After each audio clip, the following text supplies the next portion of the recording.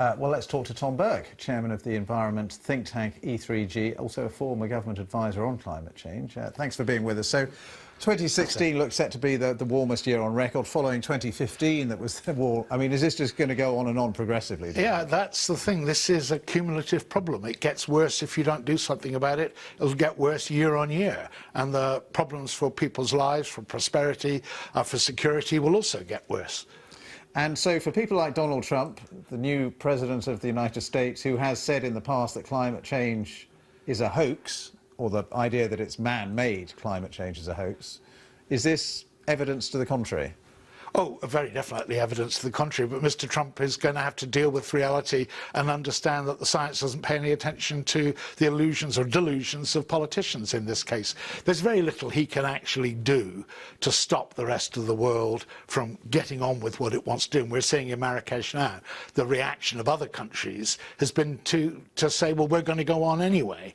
And he can slow down the way the world addresses the problem, but he can't actually stop it, as indeed his predecessors found out when Bush pulled out of the Kyoto Protocol. The rest of the world went on and delivered what he had set out to do. But he has threatened to pull America out of the climate change agreement. Well, surely that would be an enormous blow to that agreement, wouldn't it? It would be a blow, because it would reinforce those laggard countries to keep trying to slow things down. But there's only part... Who are the laggard countries? Countries like Saudi Arabia, for instance, or Russia to some extent.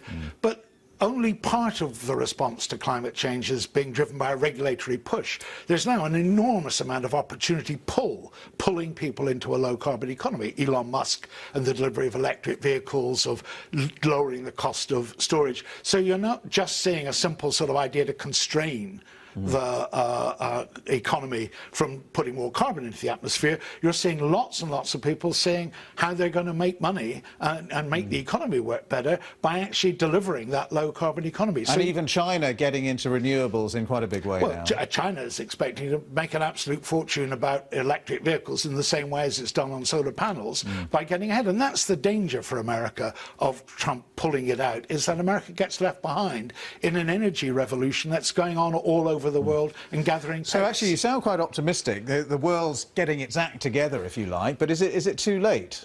It might well be too late, and I think that's part of the news we're hearing just now. I mean, we're at 1.2 degrees.